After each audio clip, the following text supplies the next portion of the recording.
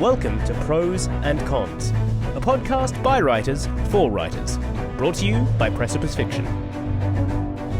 Precipice Fiction would like to acknowledge the people of the Eora and Durag nations as the original custodians and storytellers of the land this podcast was created on. Welcome to Prose Cons, the Precipice Fiction podcast, where sometimes we feel like prose, sometimes we feel like cons. The podcast for emerging writers, by emerging writers. I'm Paddy Boylan, and I'm hosting today. Joining me are my esteemed friends and colleagues, Matan. Hi, I am here. I'm a writer. I write, it's a bit of a funny morning for me. I write horror and fantasy, and I'm also an editor, and you can find my stories on the Precipice Fiction website and our anthology and all that stuff. Glad to be here. Good intro. And Alex Eldridge. Hey there. Yes, my name is Alex Eldridge. I'm a writer of horror. I also am writing a bit of literary fiction right now, or commercial fiction, you might call it. And previously I've had stuff published in a few different places. Most recently, the fiction edition of the best-selling literary magazine in Australia, The Big Issue. So really happy about that. Woo! Pinky extended. You're writing literary fiction? I am, a little bit, yeah. You know, I don't know if it's literary. Nice, maybe it's nice. commercial. I'm not really sure how to categorize it, but I'm trying. I feel like it's a bit vague. I would actually love to read your literary fiction. I think I've said this before. You write such good characters and character situations that I think your writing would really lend itself to lit fic. Thank you. I'm trying to lean into that. I feel that is one of my strengths, so I am trying to lean on that aspect of my writing. And I am Paddy Boylan. I am a writing teacher, editor, and technical writer, and I write fiction, but not enough. But hopefully that's changing in October. I'm going to deliberately make some time and finish my book before it finishes me. And today we are talking about it, but it's not a joke. But it's not a joke. It isn't. Today, it isn't a joke. Today we're talking about writing groups. What are writing groups? How do you get into them? What are the pros? What are the cons? Pun intended. Let's get started. So we all know each other. Everyone beside Alex and I know. I'm going to rephrase this completely because the more it's I complicated. say, the less many of us in Precipice Fiction, who are 6 people, know each other through a specific writing group. And now we've kind of made our own subgroup, which is Precipice Fiction. And I think it's safe to say that we've got an awful lot out of both of these writing group experiences, right? Yeah. Oh yeah, absolutely. Sorry, I thought that was rhetorical. Yeah, totally. Yeah, friends, colleagues, work, heaps of stuff. It's great. Yeah. So guys, why don't we jump straight into it? What is a writing group? Let's start at the real basics. Alex, do you want to give what a writing group is to you? Sure. So a writing group, to me, at its most core level, is a collective of people. It can be 2 people. It can be, I guess, infinite people, although you'd probably want to limit it a little bit, of people who get together and just basically give each other criticism on their work, and receive feedback and give feedback and make adjustments to their writing based on that. Succinct. Matan? Basically what Alex said, but I'll also say that what is so nice about writers group is if you can find a writer group that share your goals and ambitions of either being published or self-publishing, and basically you're all in this on the same boat and you help each other out. Now, the most obvious way to help is that whenever you meet, whether it's once a month, once a week, you actually read what the other person wrote, which as a writer that is not published, that's a very valuable thing, because otherwise you just got to beg your friends like, hey, I wrote a thing, can you read it? And beyond that, we also support each other. Like if we have difficulties or we need advice, writing competition, agents, that kind of stuff. Yeah, well said. I'll add to that. I'm living now in New Zealand and I'm not part of this group, but I know someone who is a colleague of mine is part of a writing group where they really just read their stuff. I don't think giving feedback and that kind of support is so much a part of it. A lot of these people are really first-time writers and they just need the confidence of being able to read and know that, I don't know, maybe this other people are willing to listen and they're not going to eye roll during the process. So I guess it can mean a lot of different things for a lot of different people. Certainly, though, we, Precipice Fiction, are very active in the support that we give each other, I think. Right, guys? Oh yeah, Yeah, yeah, for for sure. sure.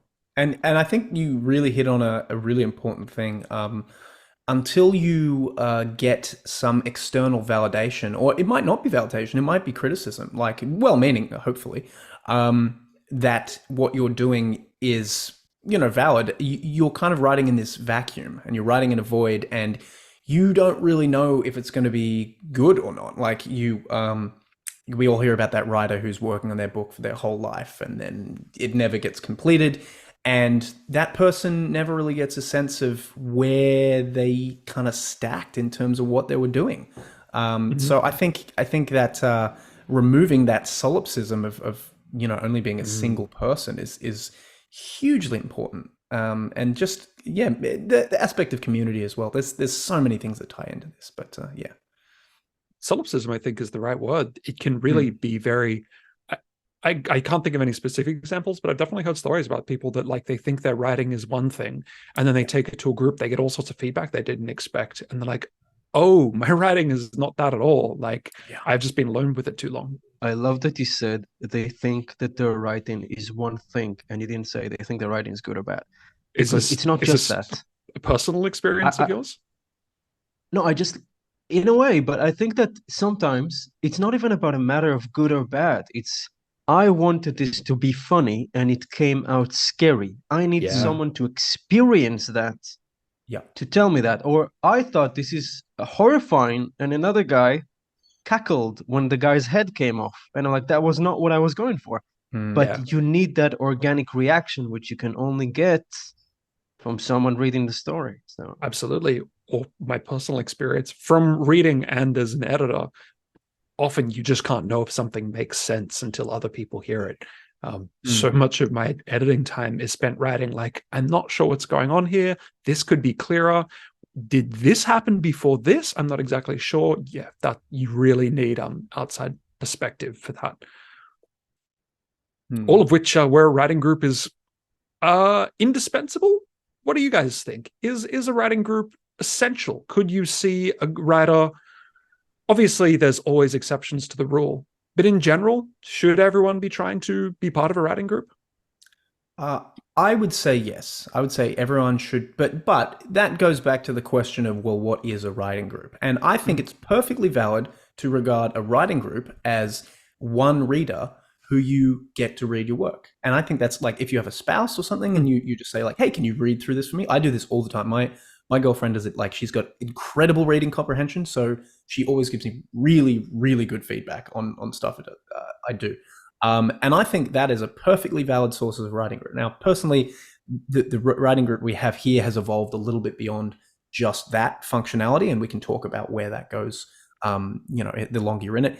But yeah, I think if you don't have some external sense of where it's going and what you've actually been doing, it's kind of like shouting into the void, I think. And Yeah, that's not a good feeling for anyone. no, it's not. Although I think sometimes a writing group, I'm guessing here, but I'm assuming it could be a little bit intimidating for some people that haven't experienced it yet. Like, oh, I'm actually going to get out and put my reading in front of people. Um, yeah. do you guys think that could be the case? That like actually bringing your work to a group of people the first time could be a little bit daunting? Can I segue into my first writing group Of ever course, you to can kind of segue answer any that direction you question? want. Oh, Yeah. yes, Right, that segue is segue. allowed. Is that a tangent? It's not a tangent. Okay. Anyway, Uh, um, yeah. my first writing group ever. I was 19, 20. I just decided I'm taking writing seriously, and it was a forum called Writers Cafe. What is a And forum in this context? it's a place where you drop a story and anyone can just jump in and leave comments. Each story is like a thread, and there was like this etiquette that if I left a comment on your story, Hmm. you are expected to jump on my profile, pick a story you like, and leave a comment. So that's kind Yeah. of how it worked. And like Okay. this organic group of people out of the thousands kind of forms where it's not officially a writing group, but you can see that the same 7, 8 people are kind of crisscrossed Yeah. into each Sounds like other's a writing stories. group to me. Yeah. Yeah.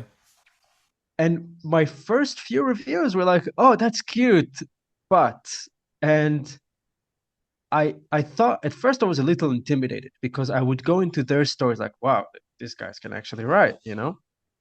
But it was presented in such a civil and cute way that I felt like it was far less intimidating than it could have been. That very same initial feedback, especially coming through a keyboard without the nuance of tone of other things.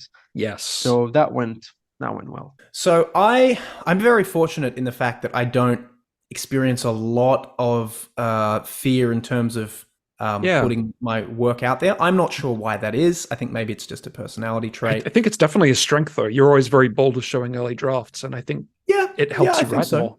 I think so. I think it's a plus. But a downside of that, and this I'm going to tie this back into the writing stuff, is that I can overestimate some of the ability of it. I think you guys have a tendency to, personally, I think you guys tend to underestimate how good your work is on the first stuff, and I tend to overestimate how it is. Now, if you, that's not a compliment. I just think that's how we're wired. I think having those other people around you, it can, while it can be intimidating to someone, especially if you don't inherently think your work is very good, if it's not something you've kind of learnt and taught yourself yet. I think if you're able to push through that sense of intimidation, which some people naturally feel more than others, it actually gives you a good measuring stick for like objectively how good your work is, at least within a within a bell curve. You know, you can't. It's very hard to say something is objectively good, but if you get multiple perspectives, you can at least have a Alex, range. Yeah. I don't want to interrupt. I just want to ask you a question. Like, what kind of feedback do we even get at a writers group? What kind of things can people say to us? They're not just going to say it's good or it's bad, right? Yeah. So the nuance of it is important. So, okay, let's say I'm reading through a story of yours, and it's about, I don't know, someone who is going through they're walking through a scary castle or something, and things jump out and stuff. I might go through it, for example, and this is a totally fictional example. I might go through it and I might go, the way you described this, the way you described the shadows and things, I don't really know if it's giving me the sense of like foreboding and fear that I think you're trying to put across. Or on the other hand, I might go like, this is really good. You need to do more of this. I wanted more of this paragraph about how it was there. So it's like feedback can be both positive and negative, and both of those things are really helpful, because positive feedback can still be like, hey, here's how you can improve this, even if they're already saying it's good. Look, we have a tendency to, we know the whole story in our head. We know why character A did what they did, or why character B said what they said, and our brain tends to fill in the holes. I think there's a famous illusion where they showed people a sentence that had the word "the" twice, and nobody noticed because their brain just auto-corrected it. Yes. You know what I'm talking about? Yeah, I know completely what you're talking about. We do that on the micro level, which is basically, we just proofreading. Someone can see that you've used the word "search" 3 times in a paragraph and you haven't noticed. And on the macro level is again, like Alex can say, look, you think this is scary, but you didn't really include why it is scary. Like, maybe you have it in your head, but it's not on the page. Absolutely.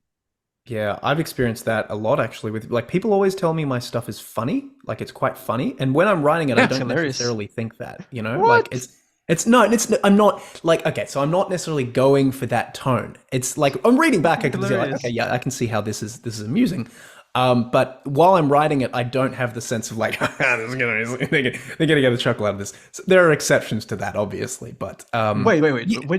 When you wrote, without spoiling unpublished work, when you wrote that guy, let's call him the Eastern European guy, helping the main character in that one book with the I think you were not trying to be funny. You were not obviously that some of that stuff was intended to be funny, but there are definitely times like when people have gone through and been like, this is hilarious, and I'm like, really?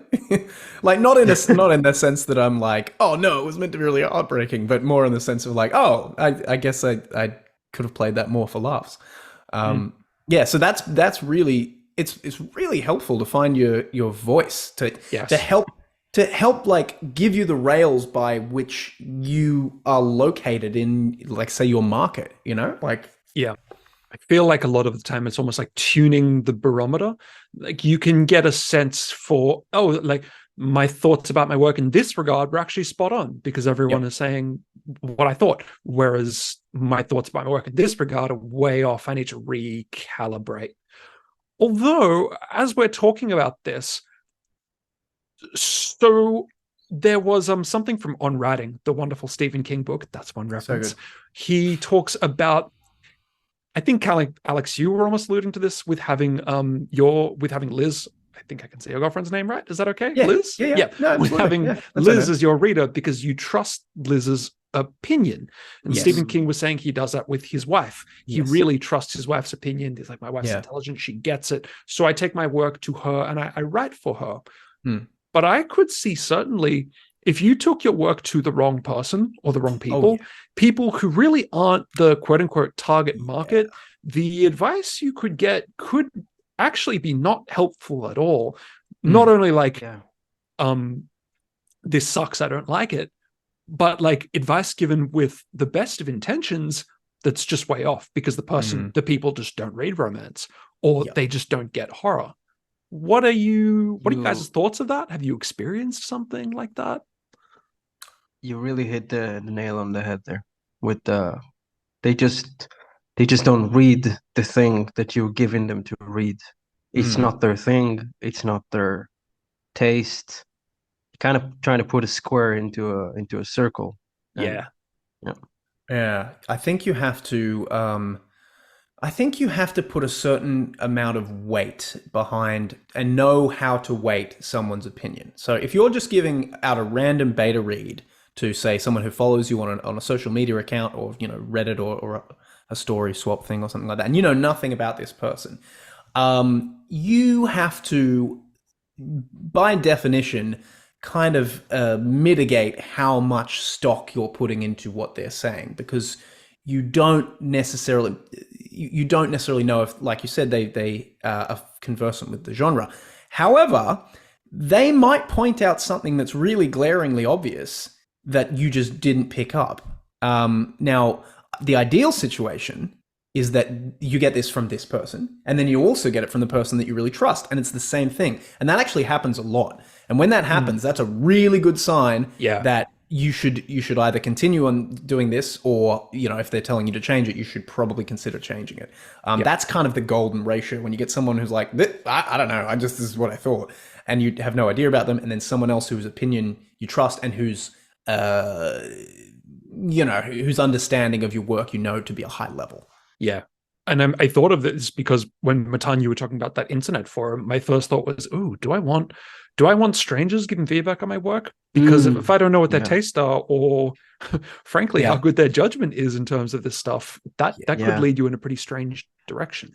Totally. But I want to put this in the context of a writing group, because if you have a writing group and there's 5, 6, let's say 6 people in it, okay? Because that seems like just a good happens number. To be our number. Yeah. So it seems good. Out of the 5 other people that are reading your story, statistically, probably 1 or even 2 of them are not the right reader for what you're writing. Unless you're in a hyper specific genre group that everybody's just fantasy, then maybe you'll get a 5 out of 5. But in general, I was part of the open genre group in Australia, and we had sometimes up to 12 members, and it was defined as open genre. We had biographies, romance, we had smut, we had fantasy, we had sci-fi.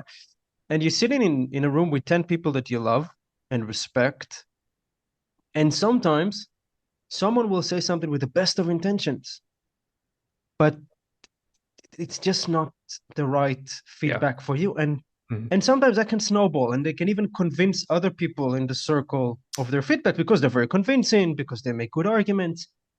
And that can also almost be detrimental to your novel, because you're kind of trapped. On the one hand, you want to be able to accept feedback. You don't want to be stuck in your dogma and be like, I'm a good writer, I know what I'm doing, because that's a sure way to achieve bad writing, by ignoring feedback.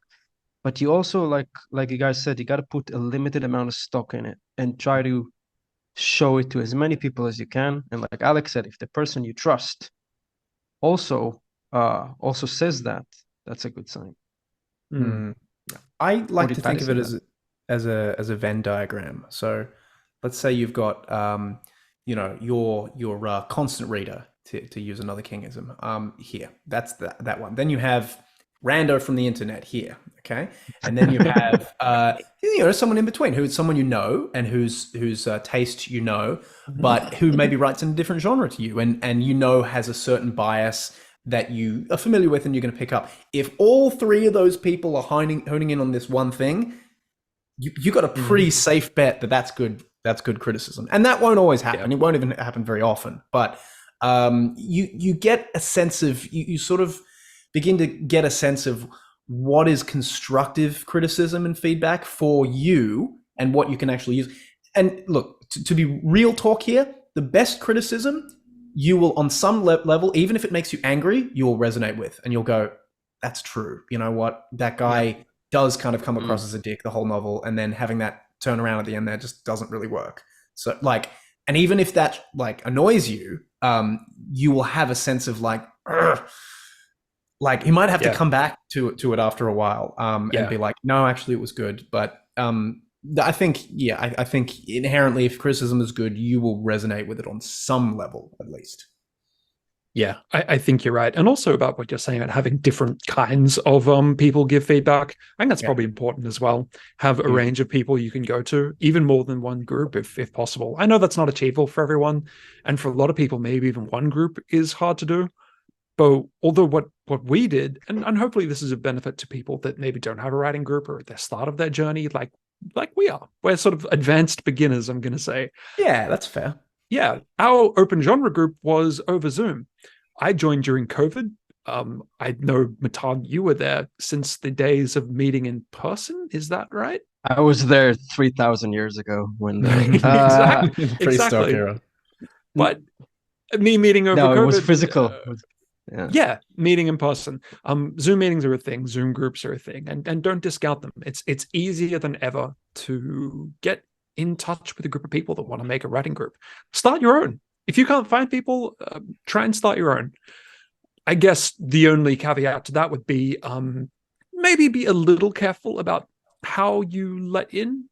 Like we were saying, the sorts of opinions you get matter, and the judgment and tastes of the people involved matter.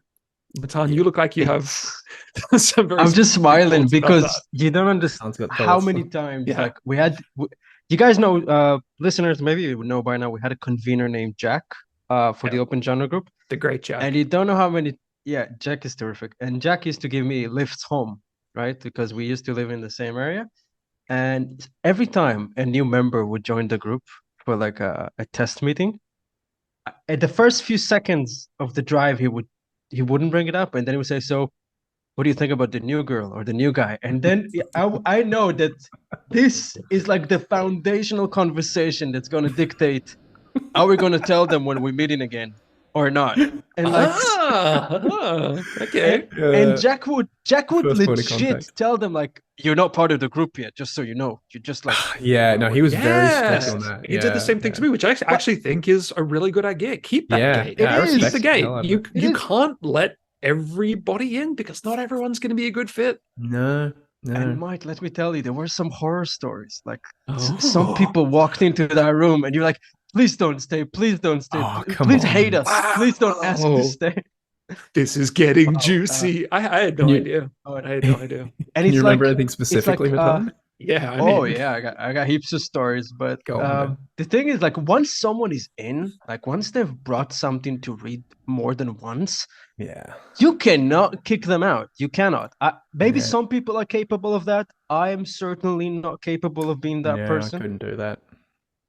And I remember we were stuck with one person. I'm not gonna say names. And wow, she was special. Okay, like the amount of energy we needed not to have a collective eye roll every time she opened her mouth. Wow, God, that was like, you'll have those. You'll have those, and something will be subtle. They'll just be a little bit annoying, or maybe they'll be beautiful people, but they'll just not get it. Yeah. And their first reaction when you finish reading will be like, "I don't get it." So you know what I mean? Yeah. And that's the thing in writing groups. It is a thing. Yeah. It's part of the experience, guys. We got lucky. We got You're very lucky. what do you call a six? A quintlet? No, that's a five.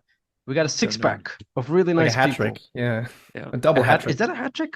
I think a Double hat hat, trick's that's a like double 3. I don't know. I think it might be a double hat. A double hat. Yeah, we'll say I it like is. six-pack. I like that. We did get really lucky, and Yeah. we work really well together. And we've also released an anthology together. I forget what that's called. What's the name of the That's anthology? the new Steve? Mythic. It is the new Mythic out something- now on some- Amazon. That's right, ladies. and Amazon, was gentlemen. that the website? Was I believe called it was. Amazon? I believe I it believe was. it We have an was. affiliate link. So That was by the that, one, right? Amazon.com. Right. moving along, yeah, that's really legitimate. Is like if you're going to be making a group or even coming to it, the right people matters, and cultivating the group matters, making sure that the opinions are correct and that the feedback is good, and basically that the people get along. So when is it time to maybe leave a writing group? Let's say you've come to it, and for whatever reason, you're just not getting the best feelings. Maybe you come out of it feeling quite defeated about your writing, which isn't good. Maybe you're coming out of it feeling a little uncomfortable. Maybe the feedback is really on point and really good, but there's something about the people that's not gelling with you. All those are potential scenarios. When might you say, no, this isn't the one for me? Do you mean initially or like? Whatever. Maybe after Whatever. years. Let's Maybe keep it after open. Weeks. All right. I would say you probably want to finish up with a writing group when you feel like you've squeezed all the juice from that lemon, when you feel like, okay, because here's something that does legitimately happen. Okay. When you're in a writing group, even if you're with really, really good writers and really good critics, I suppose. Yeah, critics. I think that's correct. Yeah. People will have opinions on your work, and you'll begin to notice patterns. And so you'll almost be able to say what they're going to say about your work before they've even read it, because you know what their biases are. And if those things are the only salient points that come up, and you feel like you're just not getting it, if people who are really good critics, like I think everyone in our group is able to consistently find, I mean, sometimes there are repetitions and things, but consistently find reasons why things should be written in a certain way, or criticisms that are unique and original and are helpful. But you might be in a group where you just keep hearing the same, like, this character sounds flat, and that's just what they're going to say, because you tend to write characters that are very very internalized, distant, or understated or something. Exactly. So that you can just kind of write that off, and that can be pretty annoying to hear someone like constantly criticizing what you think is a fairly legitimate aspect of your work. So I'd say that's one potential reason why you might want to finish up with a writing group, if you feel like you've got everything from it. I think there's a writer. Her name is Erin M. Evan. She's doing quite well. I listened to a podcast of hers once, and she said that in 20 years she's gone to like 10 writing groups. Wow. And she did find the one that she stuck to for years, but she was not shy about saying, no, that's not the right one. No, that's not the right one. There's probably you don't have to go through 10 to find the right one. And let's be honest, maybe only a specific group of people can meet on Wednesday morning, which is exactly the time that you can allocate for that, because you got university and school or your kids. So that's also a part of it. I've had an experience with a group, not our group, that it started off not in the way I liked. There were a lot of things I didn't like about the group. The thing is that I was already invested because I had pretty close relationships with some of them. A part of me wanted to cut it off, but because of the friendship thing, I felt like I couldn't. So I kind of came to terms with the fact that, this is going to be something I'm going to do. Limited stock, don't take it too badly if they don't get your writing. Try to take some good criticism out of it. And at some point, I just What about it didn't work for you? There were no time limits per reader. Yeah. And I'm like, I think we have to respect each other's time. We cannot just go for 55 minutes and then expect everybody to stick around for 5 hours. Good God, no. Yeah, that's brutal. And like, it was also a thing about, I don't want to go into too many details here, but it's just, Sure. it wasn't for me. It was for them. They did things the way they liked. It was great for them. It was very productive for them. But at some point, after realizing that I'm not going to leave, and this is almost like a different advice, I just started saying out loud, like, in a feedback sandwich kind of way, I like this and this, but what if we change that? And gradually, like, I just said, what if we put a timer for 40 minutes? Let's try that. And at first, there was a bit of pushback, and eventually they said yes, okay. And then I said, what if sometimes we do this on Zoom? Because you know, it's hard, especially if you're going to be sitting here for 4 hours. And there was pushback, but after a while, they also said yes. And I actually quite enjoy this group right now, after a year and a half. Because sometimes you can, if you have a good relationship, a friendly relationship, maybe you could try to discuss what bothers you, and maybe it can be salvaged, almost like couple therapy. But the point is, ask yourself, is it better to just cut costs and go to a different group that might already be aligned to what you need? Yes. And I think don't be shy. We barely have time. We're working, we're writing, we have things, obligations. Don't waste your time on a group that, even if it's perfect for you in terms of feedback and genre, if you walk out feeling bad, then it's probably not the right group for you. Yeah. Yes. Although, like dating, this is probably also dependent on how big the pool is. If you're living in an area, or for whatever reason, you know that it's just going to be really hard to find a writing group, then yeah, maybe you do want to do that couples therapy and workshop a little more. If you're pretty confident that you can find like a dozen other writing groups like straight away, then there's not as much incentive. You find the right one for you. Do not take this as dating advice. Just realize that this can be construed as dating and relationship advice. Do not break up with your writing group. Yes, this is all. Don't break up with them in a text message or something like that. Yeah. We are writing advice. 40 minutes sounds crazy long, though. I wouldn't. That's a long reading. I wouldn't do session. that. Yeah, I think I would maybe love 20, but even 20 minutes feels very long for me. I think it'd be really helpful actually thinking about it to maybe give what we did in open genre, because I think that was a really successful template. 10 and 10. 10 and 10. Right? Yeah. 10 reading, 10 feedback. Okay, that's what it was? Open genre. Yeah, 10, 10. 20, use it any way you want, but if someone read for 18 minutes, we would like look at them like, oh, that's what you're doing? All right. Yeah. There was an understanding, yeah. Yeah, everyone gets 20 minutes. They can use it however they want. And the convention was 10 minutes of reading. They read for 10 minutes, and then everyone gives 10 minutes of feedback. Yeah. And Alex, you say it's an understanding, I think in part, but also Jack, who ran the thing, was a really good administrator, and he would cut you off. And at 10 minutes, he would say, he would interrupt you and say, do you want to keep reading? Because you're reading into your feedback time now, and you only get 20 minutes. I loved it. Yeah. And once 20 minutes came, he was very on point about like, that's 20 minutes. Nope, we're up. Nope, we're going to move on. He'd cut you off. He would definitely cut you off. Yes. Yeah, no, I remember that. I think most of the time when I did it, it would be, I'd do the 10 or maybe go a little bit over. Yeah. And then I'd usually I don't think, look, I might be misremembering this, but I don't think I usually went over the time. You think like feedback was usually about 5 minutes, so maybe 7. Don't remember. No, you don't think? No, not at all. But you know what I felt? There were moments like before we had the flood of sci-fi fantasy nerds coming in. Yeah, when it was just like me and you, and Alex would read this amazing like sci-fi, cars flying around, and he would finish reading, and I would feel I'd have like stars in my eyes, and I'm saying, "Oh my god, Alex, that was so good!" And everybody's just like, was it?" They'd be like, I didn't really get the laser gun thing. What was that? Like, what was a bunch of terms I'd use, and they just would be like, why did you make the sound when he turned on the light thing? Yeah. Anyway. Know your people.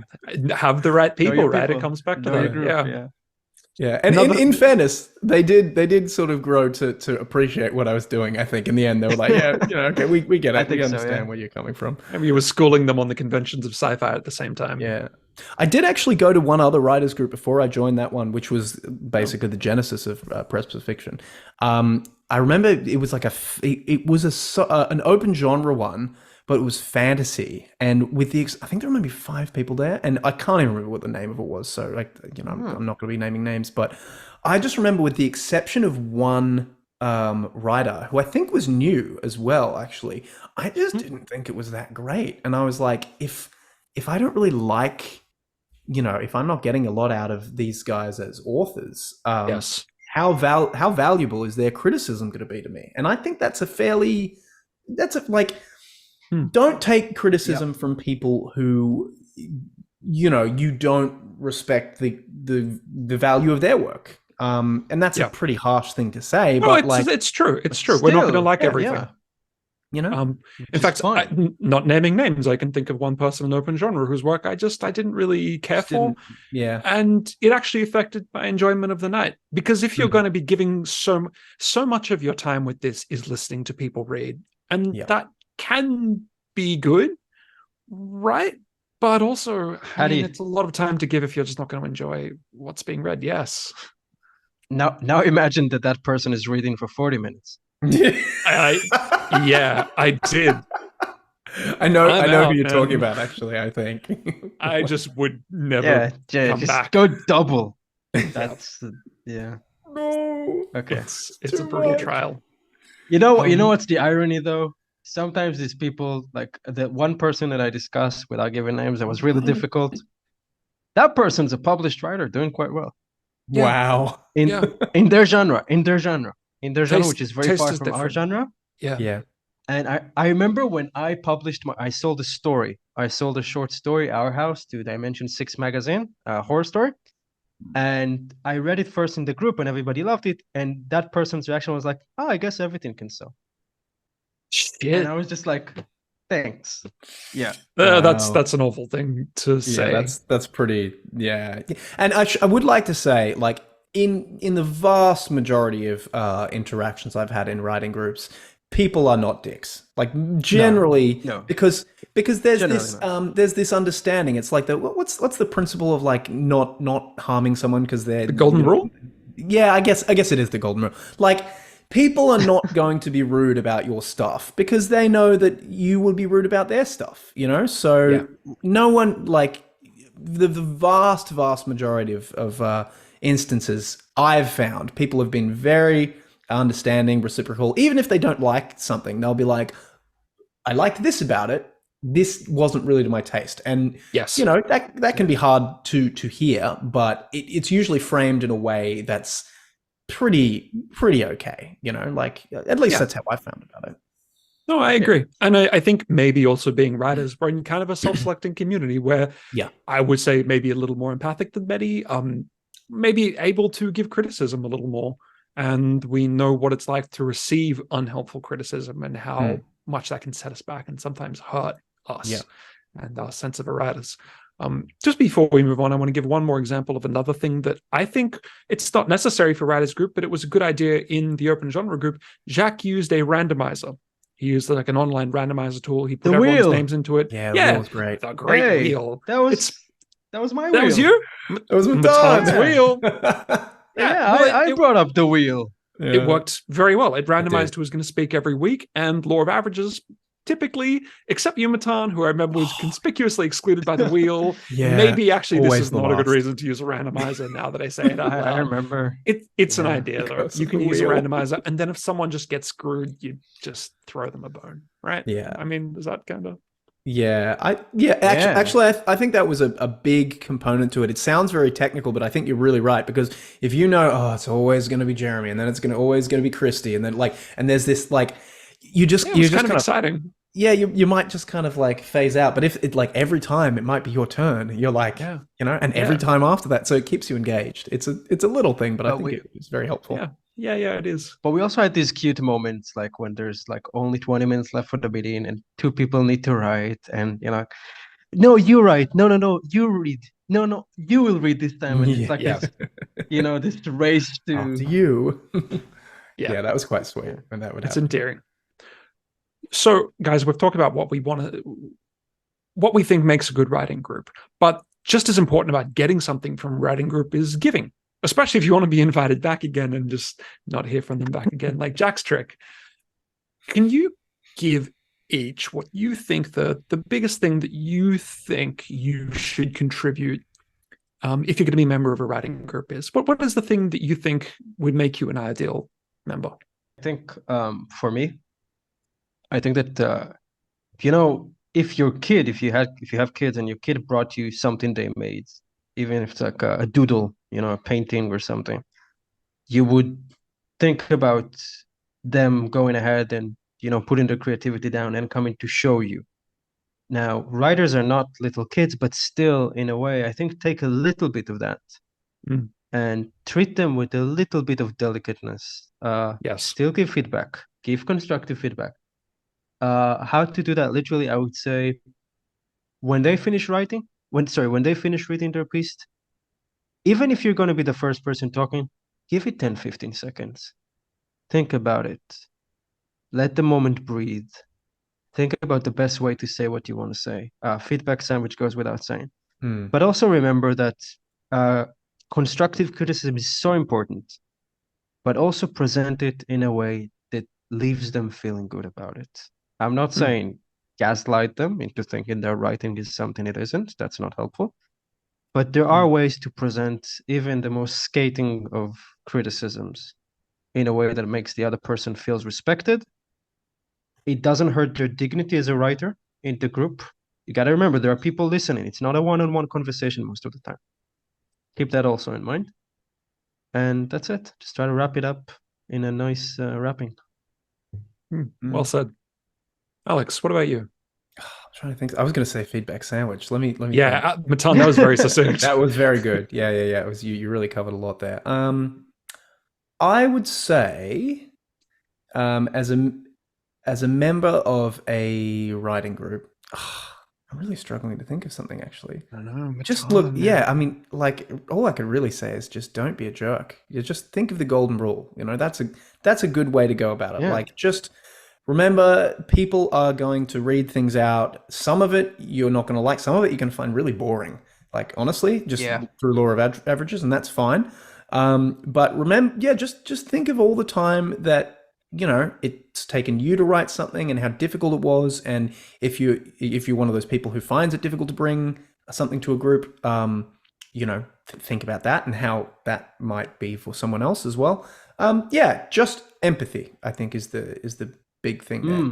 Just empathize with how the other person must be feeling after having revealed something which could be quite intimate to them. Like writing is pretty intimate in a sense, even though we're theoretically writing for millions of people to read it. Like it's this weird thing. But before it gets to that point where you're really happy with, like, a first draft is it's a baby bird. Abomination.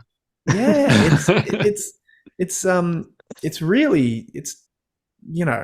you say something bad about something, this still happens to me. If like you show it to someone and they're like, I didn't really like it. Like I might just bin that. Well, I wouldn't actually bin it, but I would maybe not work on it. I might put it into a little file and just never look at it again. So bear that in mind. The shame cabinet. The shame. What do they call the trunk like novel or something? Although I think a lot of things are better than we think it is, and everything has good ideas that can be salvaged, right? Yeah, I would agree with that as well. Yeah. Mine would be probably like respect the etiquette of the group. If your group does things a certain way, if they like prompt responses over email, if they like people to, I don't know, never interrupt, or just whatever the rules are, respect that and try and contribute to that. It's hard to establish the ongoing culture of a group. And often it takes a pretty, I'm going to say, brave sort of person to make that happen. Like Jack often didn't give two fucks, which what made him be a good administrator of the group. He really wasn't afraid to say, like, you need to stop talking now. Your time is up. Respect that. Respect the rules of the group. And maybe the other thing is respect other people's time. Yes, it's about you reading and having people give feedback to yours, but it doesn't work if everyone doesn't contribute. You're also there to listen to other people's work and to give feedback. So maybe even if you don't have something to read that week, think about still coming anyway. It shows a good willingness to participate, and it's a giving. And that's kind of what it's about. It's a very give take. It's not just a take. Just a real quick plus 10 plus million to what Paddy just said. It's really annoying when someone only comes once a month and they only come when they have something to read. If you come every week, you can read every week. But if you come once in a while, you can't expect to always be reading and not come when it's time to give feedback for other people. So definitely support what Paddy just said. Yeah. Just one thing before we sort of go into the wrap up mode. One other thing I would like to say is that, like, remember, like, when you're criticizing, when you're reading through other people's work, that's not entirely a charitable thing. You are learning a lot from other people's stuff. Like, it'll blow your mind how much you did not know about writing before you started going through and thinking about other people's work. That I can't believe I didn't bring that up before, because that is almost the most valuable part of a writing. I'm thinking the same thing, actually. Like, we really should have touched on that earlier, but you're 100% right. Yeah. Just like you'll learn so much about craft and prose and genre tropes and conventions. Something that you thought was really original might be like a real hacky cliche, but you just didn't know because you weren't familiar enough with the genre, for example. So yeah, I think that's a really, really important thing as well. Well said. Very well said. Matan, do you want to close this bad boy out with a quote? Sure, I'll read the quote that we have gotten, because we always get a quote, and we have one. And the quote is in my hands. Sorry. Okay, and the Oscar. The quote is: "Criticism, like rain, should be gentle enough to nourish a man's growth without destroying his roots." By Frank A. Clark. Wonderful. That's a spicy quotable. That is the spiciest of quotables. And this has been our Spicy Podcast, ladies and gentlemen. If you've enjoyed this, please consider leaving a review. Please consider leaving a rating if your app allows it. And if it doesn't, change to an app that does. Just ditch your app, go to one, give us 5 stars. Look, give us anything you want, but any feedback at all you can offer would be really helpful, both for the algorithm and for our own personal growth. And also, if you're interested in reading what we have done collectively, we are Precipice Fiction, and we've written the new Mythic, which is an anthology of science fiction, fantasy, and horror, available now on Amazon, and it's a cracker. Well, ladies and gentlemen, this has been Paddy, Alex, and Matan. We hope you've learned something today. I know I have personally, and we will see you again next week for more shiny nuggets of writing wisdom. We'll see you then. You're listening to Prose and Cons, the Precipice Fiction podcast.